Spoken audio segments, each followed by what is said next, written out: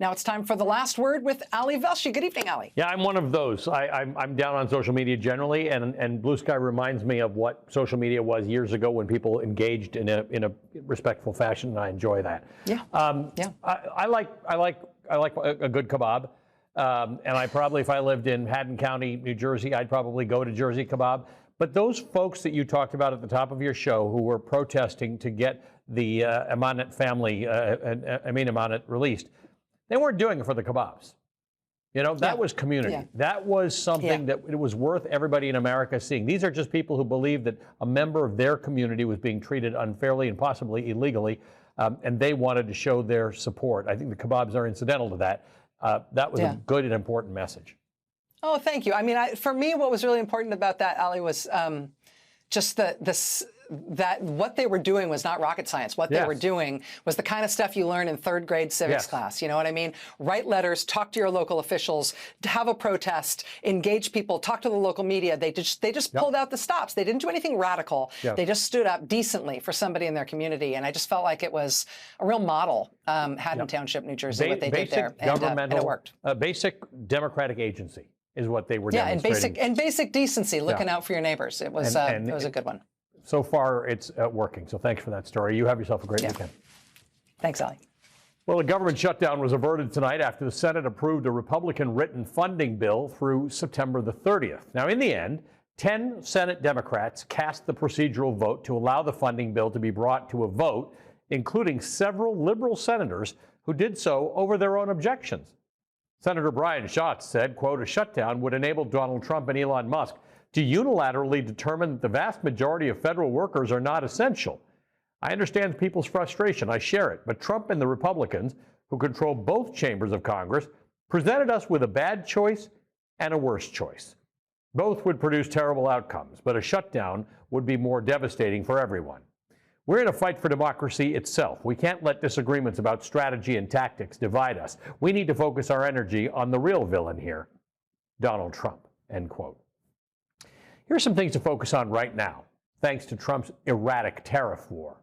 U.S. stocks have lost $5 trillion in value in 3 weeks. That's your 401k, your IRA.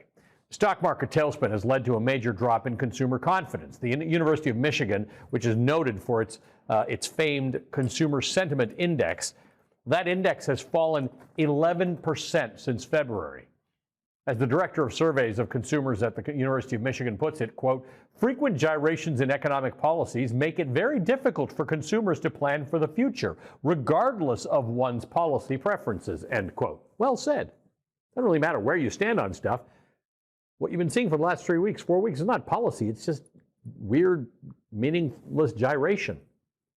Voter distress and anger is not just showing up, by the way, in these dry economic reports. Axios is a focus group of Michigan voters who backed Joe Biden in 2020. They flipped over to Donald Trump in 2024. These are voters that largely flipped because of high prices and inflation.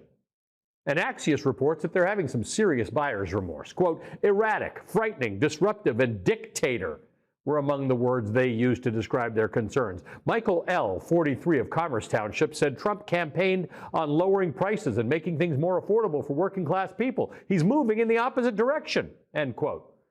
He conceded that Trump had previewed tariffs during the campaign, but said, we didn't necessarily think it would be this much, this fast, end quote. Which is weird because Trump kept saying tariffs are the most beautiful word in the English language.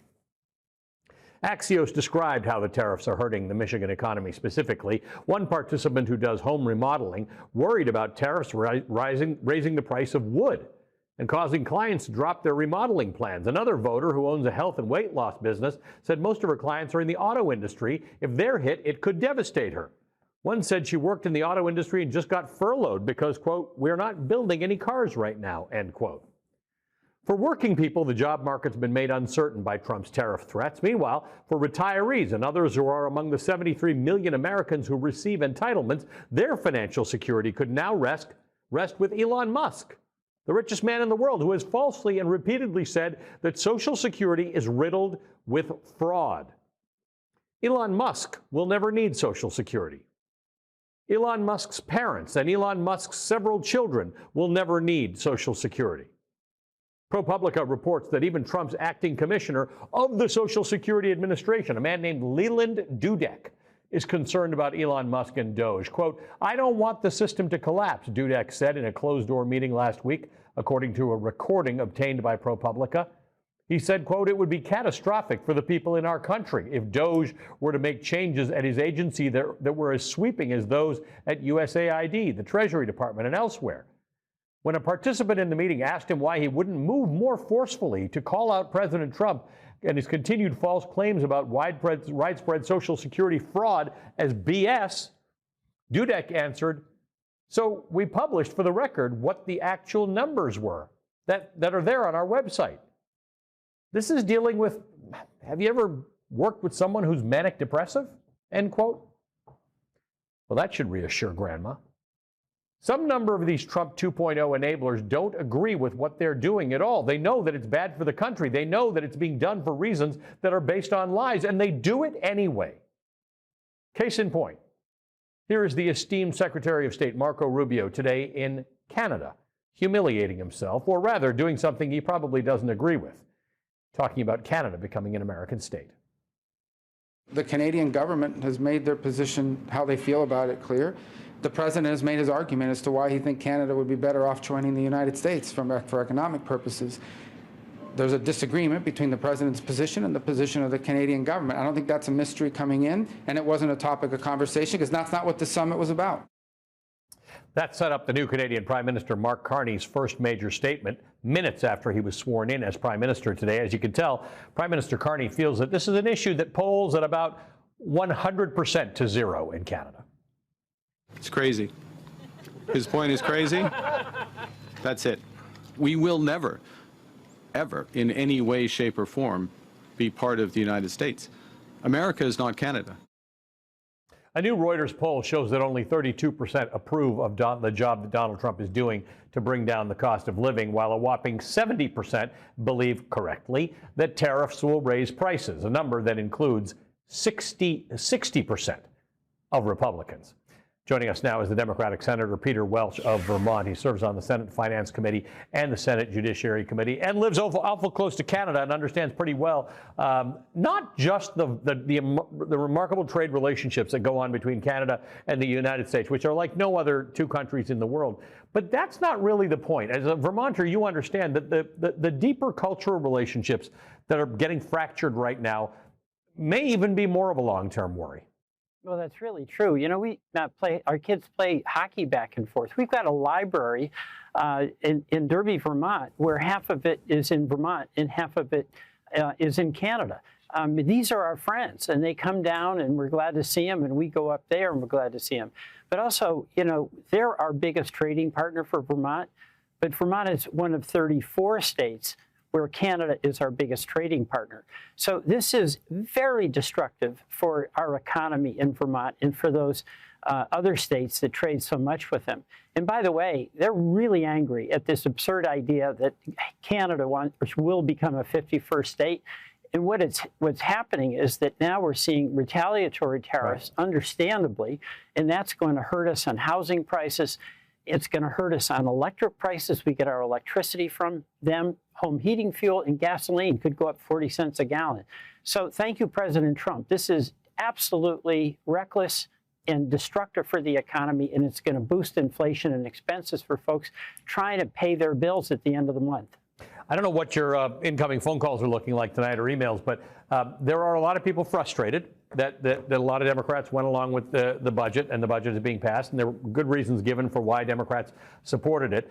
But that budget is going to be devastating. And part of that is because in order to pay for Donald Trump's extension of his tax cuts, which they don't want to put on the books, they don't want to talk about that $4.5 trillion, more than $1 trillion in cuts to people who need them. There's a sense here that, once again, the rich will do well at the expense of those who most need it. Well, that's exactly the plan. You know, the biggest targets are Social Security, where they're really starting to cut back on service. And that was one of the things that was so bad in this continuing resolution. But the Medicaid, you know, so many of our older folks, 2 out of 3 people in nursing homes depend on Medicaid. Our kids are on Medicaid.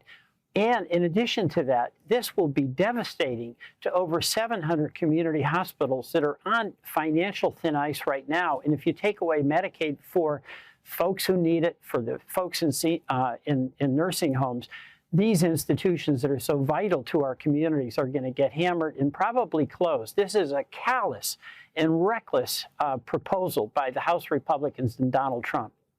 Let's talk about some of these things. You talked about Medicaid. We're talking about 800 plus billion in cuts there. You talked about community health centers, nursing homes.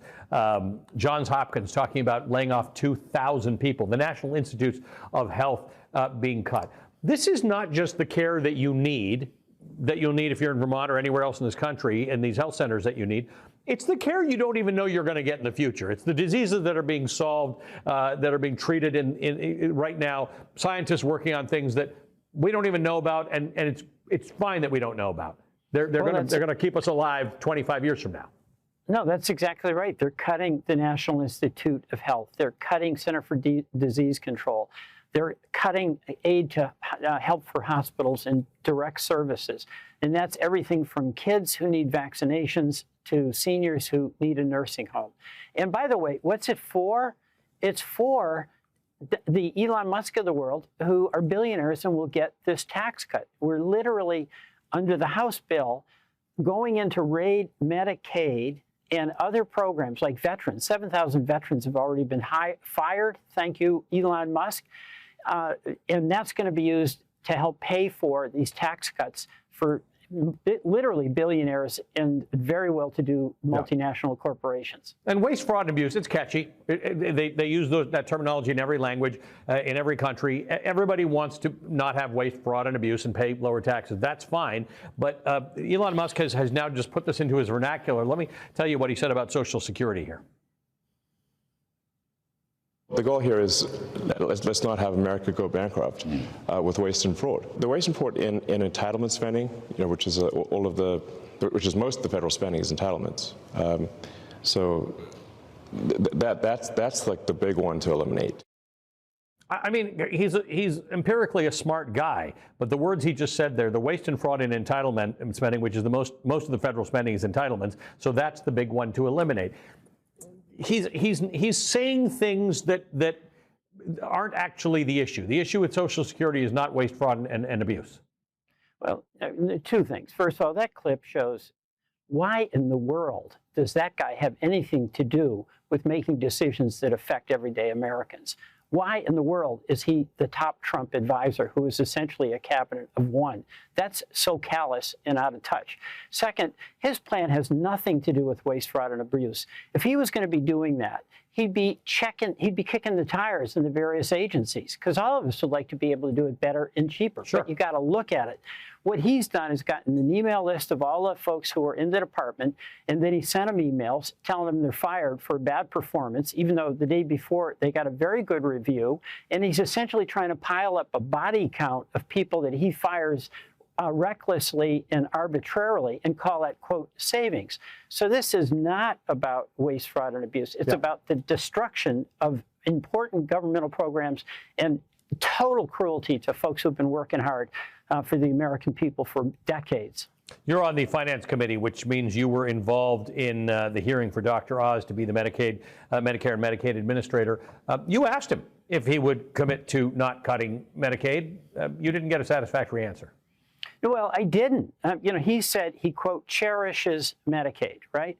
But on the other hand, the House reconciliation bill, and that's the prelude to their tax cut bill, is directing the Energy and Commerce Committee to reduce, to find savings of $800 billion. The only way you can do that is by dramatic cuts in Medicaid. So the question to Oz is, are you going to defend the program you cherish? And he has no answer. So it's lip service. That's one. And the other is there is a charade that we all know.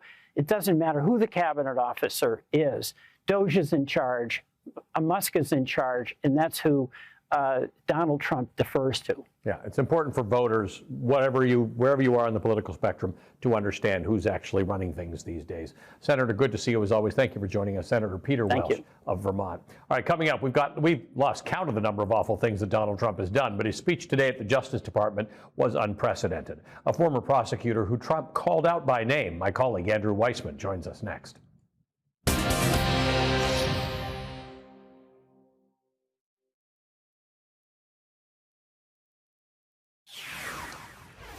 America has changed. However, Trump 2.0, however it ends, today is going to be remembered as a dark day, a day when America took a particularly big step away from democracy on the road toward dictatorship. This afternoon, America's first criminally convicted president delivered a more than an hour-long retribution speech at the Great Hall of the Department of Justice. The crowd included his former criminal defense attorneys and hand-picked crowd boosters. NBC News reports career DOJ employees were allowed in by invite only. The room is filled with Trump supporters, including Republican state attorneys general. The message could not have been clearer. Donald Trump is now in charge at Justice. Our predecessors turned this Department of Justice into the Department of Injustice, but I stand before you today to declare that those days are over, and they are never going to come back. They're never coming back.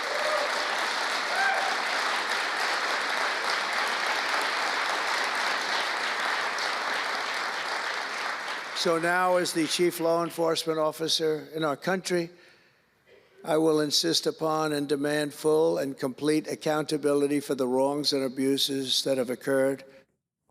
As chief law enforcement officer of our country, he just said. The founders would not have been keen on that. That is a king, not a president. As the DOJ website says, quote, the Judiciary Act of 1789 created the Office of the Attorney General, which evolved over the years into the head of the Department of Justice and chief law enforcement officer of the federal government, end quote. The Attorney General, who right now is Trump appointee Pam Bondi, is a Trump former impeachment lawyer. Two of her subordinates are Trump former criminal defense attorneys, Todd Blanche and Emil Bovee, whose legal defense resulted in 34 felony convictions against Trump. All three introduced Trump before his speech, and Trump thanked two of them for helping him in his personal criminal prosecutions, and in Blanche and Bovee's case, failing to help him beat 34 criminal indictments in Manhattan. Pressure. I saw these guys under some of the most corrupt judges. It's not even imaginable how corrupt they were. And these guys never wilted. They were not shy. They fought. No evidence of what that corruption actually was. Trump is praising his criminal defense attorneys in the workplace of the prosecutors who investigated him. Trump is attacking the judges who presided over his criminal case. Trump lavished praise upon his favorite federal judge, Aileen Cannon, and suggested that it is illegal to criticize the judges whom he likes. It's influencing judges, and it's really changing law, and it just cannot be legal. I don't believe it's legal. Trump said he wants fair courts. Elon Musk once again is openly pushing to impeach judges. This after yesterday's breaking news that two federal courts ruled against Doge mass firings and ordered federal employees to be restored, at least for now, to their jobs. Now, I know it's Trump, and in some sense, that none of that is new. All the words, all the grievances, all the rants, you've heard it before. But this is not normal. It was about at this point during Donald Trump's first term that a scandal broke out inside the Justice Department. In March of 2017, New York's then top federal prosecutor, this man, Preet Bharara, refused to take a phone call from Donald Trump and got fired. Preet Bharara fell on the sword rather than take a phone call from President Trump because that would have been an insult to the integrity and independence of his office. We are so very far from that moment now, and today marked another step away. Joining us now, Andrew Weissman, former FBI general counsel, former chief of the criminal division in the Eastern District of New York. He's also an MSNBC legal analyst. What do you make of that speech that he gave today? Because there is this question that everything Donald Trump says is outside of the norm, and to some degree, that's become normalized. It shouldn't be. But it's more than that. He said things that were not only untrue, but if accepted, compromise our system of laws and governance. Yeah, well, there's a lot to be said. I do think it's worth noting something that you picked up on is who was there. And it was not a speech that was given to the career men and women of the Justice Department. This was a hand-selected group of people, some from the department, some not from the department. But that's notable. Normally, when you have an incoming administration, one, the president usually is not there talking to them, but there's nothing that prohibits that, especially if it was going to be a speech about policy. But here, it was not given to the sort of ordinary men and women. This was trying to be much more of a campaign speech. And so I don't think that it is reflective of where the department as a whole is. There's still lots of men and women in the department who are there to do the right thing, even if the leadership isn't. Second, everything about the speech conveyed the lack of independence of the department from the White House. And that is what separates us from an autocracy. That independence is a norm, and it's not a law, but that is a norm that there is good reason that Republican and Democratic presidents have adhered to that norm because they understand how dangerous it is. That's gone, completely gone. And then the final thing is, it's really notable. They're really, other than the courts, as we were saying as we were waiting for this segment, is other than the courts, there are no checks on this president. You really get the sense that it is so different than the first Trump administration. This, I don't think, could have happened in the first Trump administration. And a good sign of that is today he issued yet another broadside on a defense firm. There's now another firm, Paul Weiss, incredibly eminent firm. He issued it after a judge found unconstitutional the one that he issued just the other day. Right. He had told the government they can't do business, they have to cancel all their contracts with particular law firms that he's got some beef with. Right, but here's a president who's like, oh, a court said I can't do it, I'm doing it again. That is what we're dealing with. And so your point that you've got a adjudicated, convicted criminal as the president, you can see it because you have a court that has said you cannot do this, and it is having zero effect on the fact that he just did it again to another respected firm. There is a chill that is setting in because of the firings, the threats, the law firms, the universities, dropping people's names randomly. You were one of the lucky ones today. Talk to me about that. And I know you're an outward-facing guy. You're out there. You've probably heard a lot of things in your life, a lot of threats. Like journalists, you face a lot of stuff. But talk to me about the effect of these types of things, the naming of people, the going after people, the threatening of people. Well, it's about the chilling effect. Yeah. I mean, if you look at the strategy now, again, I never like personalizing because I'm supposed to be here analyzing the situation. So leaving sort of me aside, the whole idea is to divide and conquer.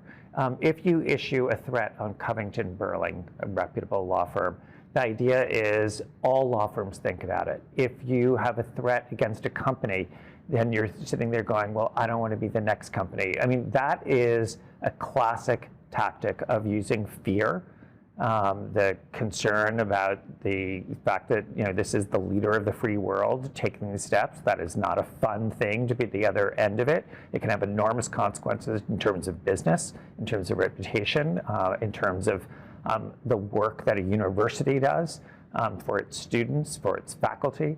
And so that's the kind of thing that you have to figure out how to deal with. But the one thing I would say is if you do not unite, if you do not sort of stand your ground together, then you are caving.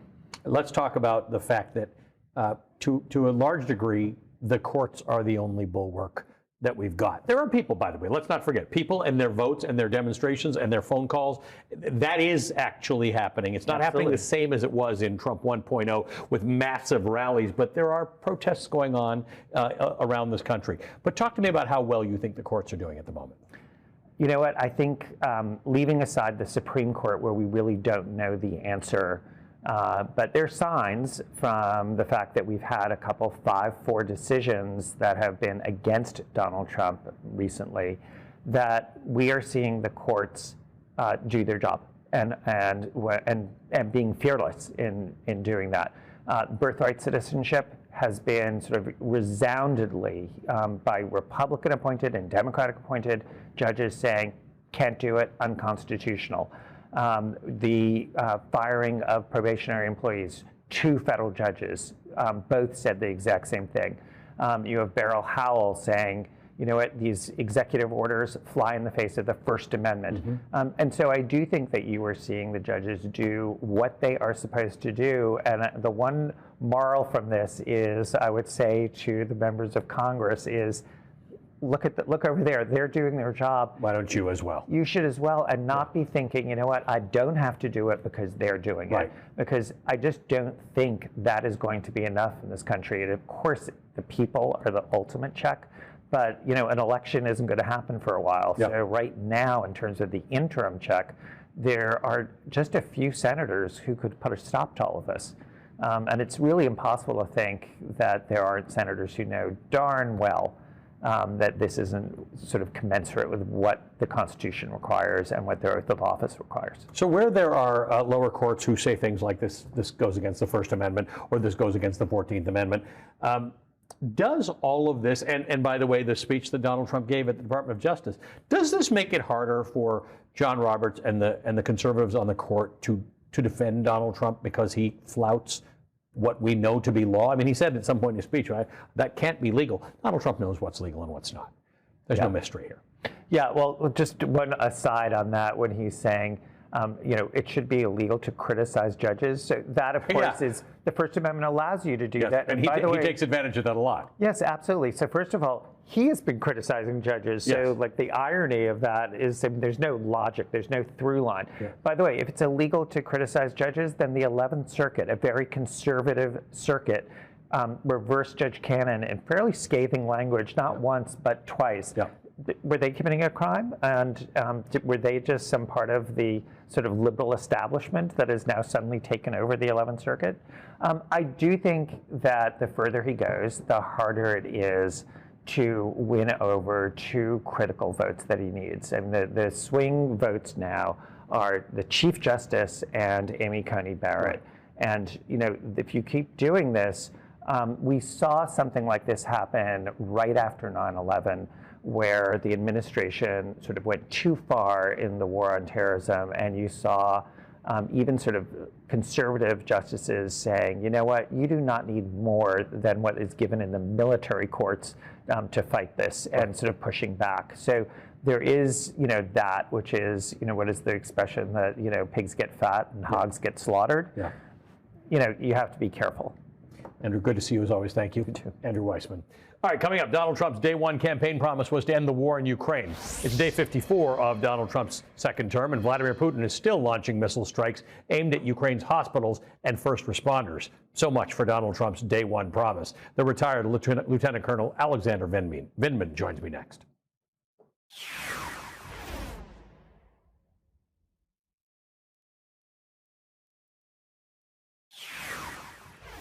All right, here's the state of the Trump proposed 30-day Russia-Ukraine ceasefire offer. President Vladimir Putin of Russia on Friday insisted that Ukraine order some of its forces in the Kursk region of Russia to surrender to Russia. Striking demand made hours after President Trump said the United States had, quote, very good and productive, end quote, discussions with Mr. Putin about a potential ceasefire.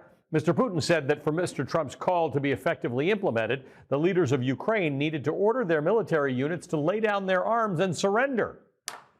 Neither man, neither Trump nor Putin, has raised the idea of Russian troops who are on Ukrainian territory surrendering.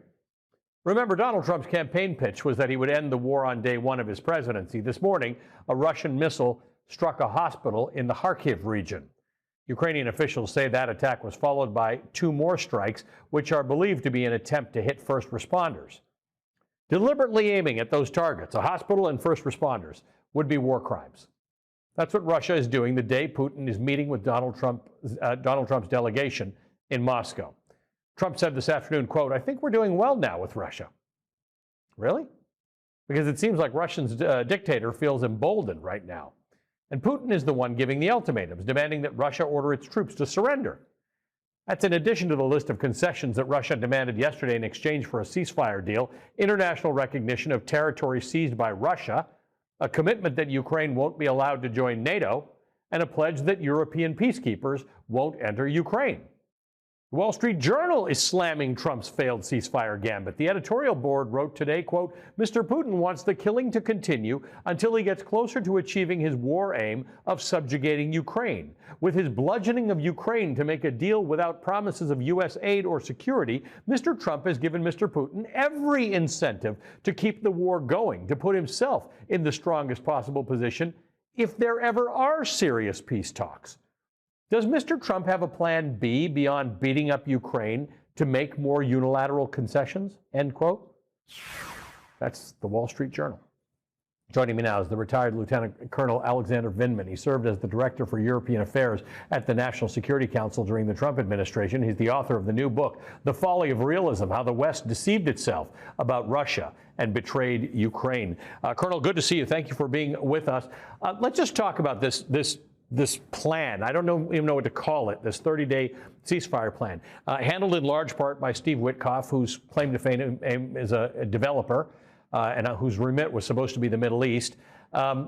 It doesn't make sense on any level. It doesn't make sense on any level, but if Ukraine doesn't go along with it, Ukraine faces punishment. I think what we have here is a concept of a plan Right. for peace. There is nothing besides what I think is, frankly, malicious, throwing Ukraine under the bus, maximum malice and maximum ignorance, something that I've been repeating often. He doesn't care about Ukraine. He wants to normalize a relationship with Russia. He wants to embrace Russia. He is willing to bend over backwards. Trump is willing to bend over backwards. I don't think he wants to get played. He's willing to go pretty far. I don't think he wants to get played, but that's exactly what Putin's doing with him. He's taking everything that Trump has offered thus far, banked it, and now he wants international recognition of the territory that Russia is occupying, which is in fact a poison pill, something that's unacceptable to the international community, except for rogue regimes, and certainly not acceptable to Ukraine. But I think the pressure now, there's going to be, I would imagine there's going to be pressure on Ukraine giving up the territory that it has in controlling Russian Federation territory, this region of Kursk that the Ukrainians have been fighting in for many, many months and holding out. So it's really not much. It doesn't get us anywhere near anything that resembles peace. It actually puts it as a much more distant target because the sides are not moving closer together. Russia is asking for more, moving further away from anything that resembles a compromise. And the world is warning Donald Trump that you're going to get played. In fact, Keir Starmer, the British Prime Minister, has taken up a pretty interesting lead role, because should the United States not provide NATO with that sort of nuclear umbrella that it needs, the UK and France do have those capabilities, and other countries, certainly on the NATO borders with Russia, spend a great deal on their military. There is a leadership forming across the Atlantic, and including Canada, on countries that are remaining committed to being on Ukraine's side in this war. Absolutely. I think it was clear from that moment of clarity in the Oval Office where Trump and Vance attempted to beat up on Zelensky. Zelensky stood his ground. That resulted in a temporary blow-up that halted aid and intelligence sharing, but it is also a wake-up call for the Europeans, and they're moving out. The problem is that they've been pretty blessed to have NATO and the U.S. as a backbone for NATO for 75 years and didn't have to make their own institutions, their own structures. So they have to build out a whole concept, everything that we've done in 75 years, they have to, in certain regards, start from scratch. Who's going to be leading it? What's the structure? Defense spending? Who's producing what? These are very, very complex questions that they're now starting to wrestle with. But the resolve is there. They're going to start ramping up. The Ukrainians have something that they could count on.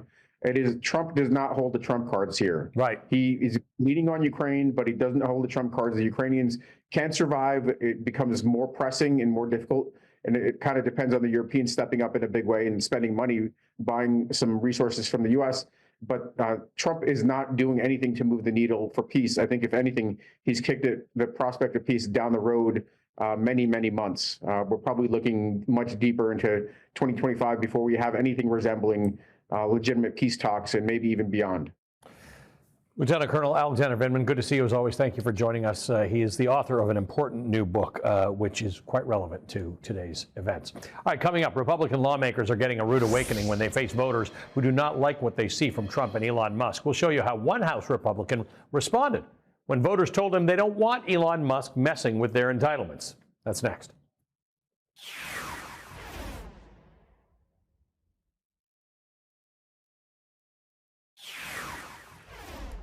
I was proud to vote recently for the House budget resolution, which provides the framework.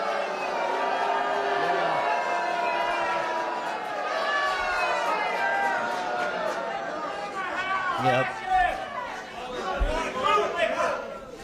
And you wonder why folks don't want to do these town halls. And you wonder why folks don't want to do these town halls. Wow.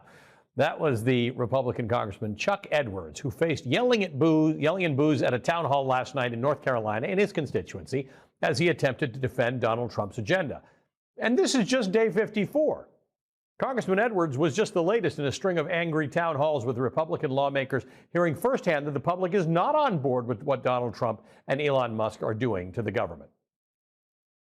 We have a Constitution. I work to uphold that Constitution.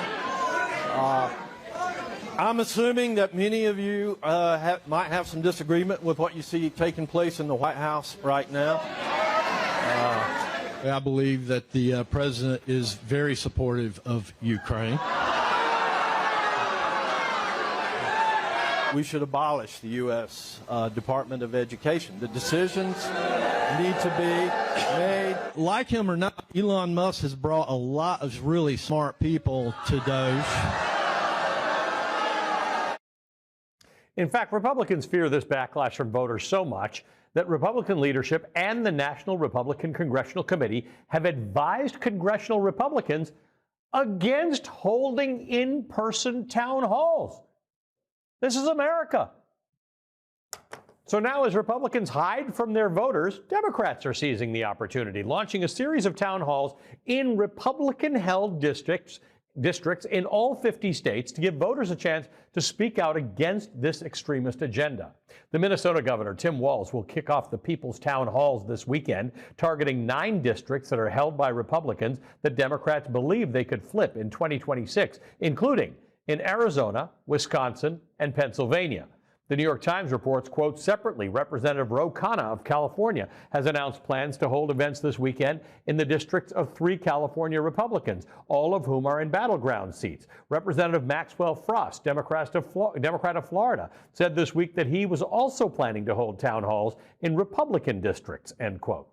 Vermont Senator Bernie Sanders has already drawn thousands of people to town halls in Republican districts in Nebraska, Wisconsin, Michigan, and Iowa. He's now taking his Fighting Oligarchy series of town halls to Republican districts in western states, with Congresswoman Alexandria Ocasio-Cortez joining him.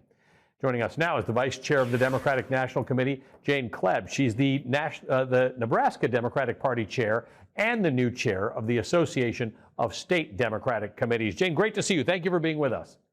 Thanks. It's been a long time. The last time we saw each other was in Vegas during the caucus. It was cold and rainy. It was. So that's a good memory. Nice to see you again. Yeah. Jane, first of all, I can't talk about the strategy without going back to the congressman in North Carolina who said, now you know why some people don't want to do these town halls. And the idea that the National Republican Congressional Committee is telling members of Congress, just don't do them. Don't talk to your voters. Republicans are terrified to actually visit with their voters. And of course they are. When you take a chainsaw to the government and you threaten cutting Medicaid, Medicare, Social Security, you don't want to face your voters. And that's exactly what Republicans are doing. And Democrats are saying, we are going to show up. We're going to show up and listen to voters. We are going to listen to their anger. We are going to deliver what they are saying to the Republican members of Congress. In Nebraska, we're actually going to have people write down comments and make a book out of their comments and deliver that to Representative Bacon, who is too scared to show up in person to listen to his voters. And this is happening not just in battleground states. This is happening in all 57 states and territories.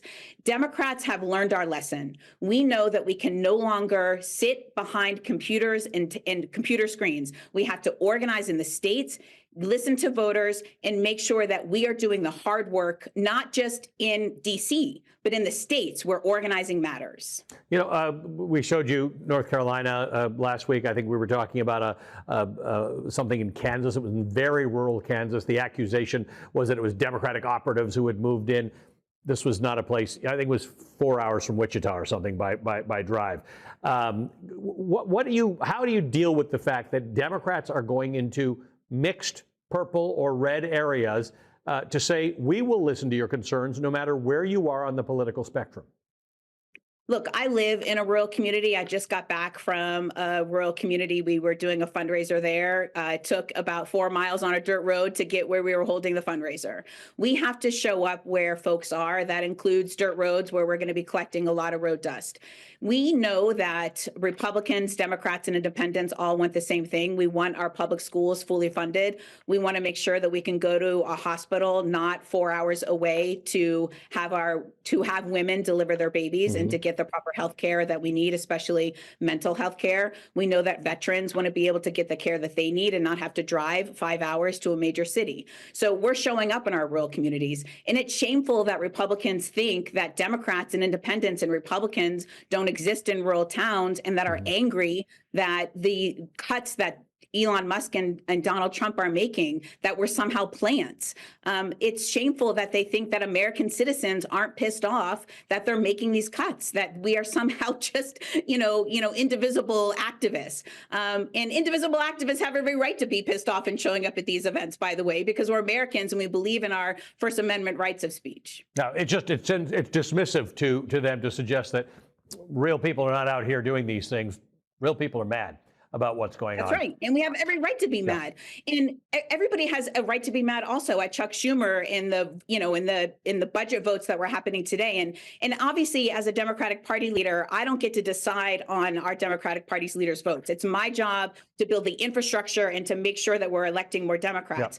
Now we're looking at building all of these town halls to make sure that all of our voters are actually being heard. Republicans are making sure that nobody gets to get heard in our states. Jane, nice to see you again. Thank you for joining us tonight. Thanks, Ali. Jane Kleeb is the Nebraska Democratic Party chair. All right, we'll be right back.